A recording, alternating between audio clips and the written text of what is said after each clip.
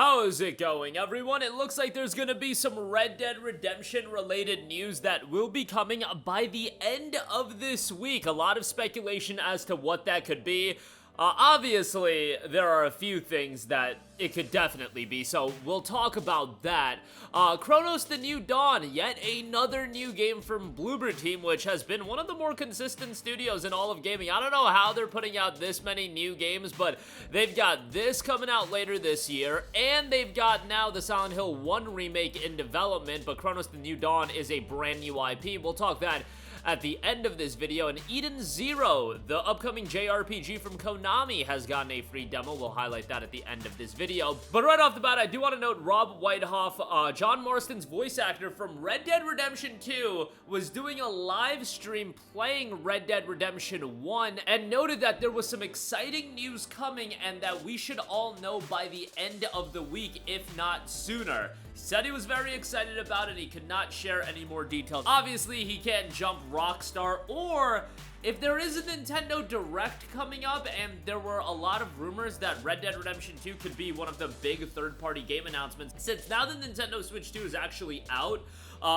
they are going to really get the ball rolling on some major third-party releases as far as games from the previous generations that couldn't run on the Switch 1 but now can run on the Switch 2, and Rockstar has supported the Switch 1, and Red Dead Redemption 2 would be a major title for the Switch 2, especially considering Red Dead 1 came out on the Nintendo Switch, and the rumor had it that Red Dead Redemption 2 was going to get ported to the Nintendo Switch 2, and then it was going to get an upgrade as well on PS5 and Xbox Series. Now, the question remains on what this upgrade is going to be. I have seen the word patch thrown around, and patch would suggest that it would just be a 60 frames per second patch and it wouldn't be a full-on upgrade. Although Witcher 3 Wild Hunt, it was a sort of a patch and it was free, but that was more of an upgrade. And I just find it hard to believe that Rockstar would release an upgrade of Red Dead 2 and just drop it as a patch with no payment attached to it.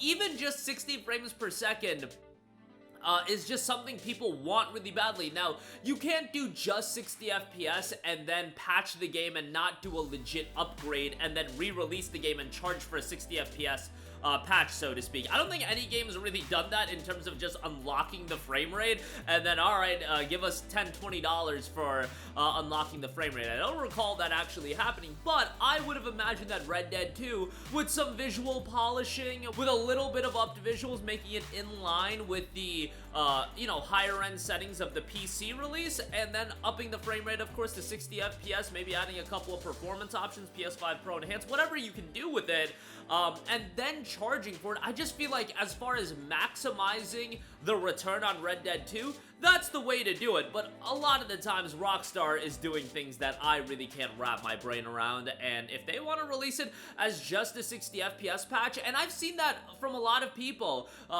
when we talk about the potential of Red Dead 2 getting an upgrade, how would you really upgrade the game from a visual standpoint? It already looks amazing on the PS4. You could definitely upgrade it from a visual standpoint with the hardware that's available, but it's not like people are clamoring for all of these visual enhancements. People just want 60 frames per second, and a game like Red Dead 2, I think would have a resurge of interest if it was at 60 FPS. It's just, do you want to have that resurge of interest without any really monetary gain to go along with it, outside of just selling, copies of Red Dead Redemption 2? But that's how you build goodwill, but it's like, does Rockstar need to build goodwill? I don't know. They're gonna do whatever they are gonna do. I think if it's just a 60 FPS patch and it's free, people are going to be more than fine with it. If it's an upgrade and it's $10 for existing owners and it has some visual refinements, people will be happy with that as well. I think that's this is one of the games that people aren't going to be mad about it getting an upgraded release and potentially charging $10 for it. People think that highly about Red Dead 2, and maybe I'm a little bit biased.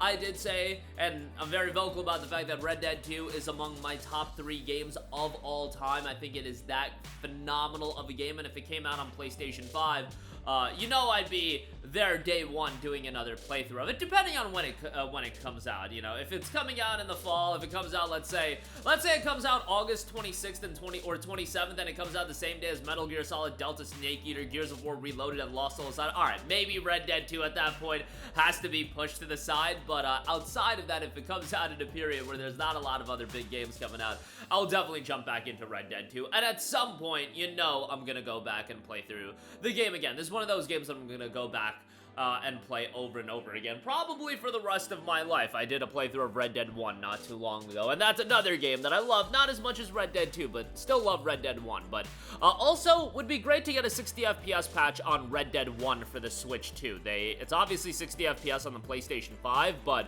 60 FPS on the Switch 2 would be pretty cool. And honestly, having Red Dead 2 on the Switch 2, I think a lot of people would double dip on that game. If they really like Nintendo platforms, a Red Dead 2 natively on a portable device, I get that you can play it on the deck and the Ally and things of that nature, but on a portable console like that, I think people would be all over that as well. So we'll see how all of that turns out. Alright, moving on from that, a couple of quick things to note.